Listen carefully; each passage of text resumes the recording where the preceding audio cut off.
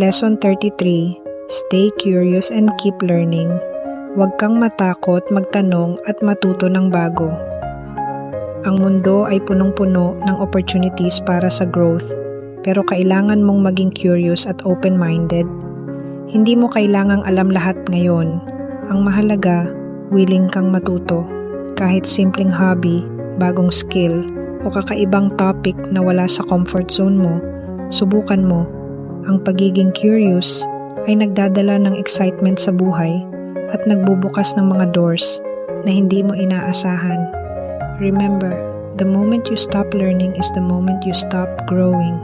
So keep exploring, keep asking, and enjoy the journey of discovery.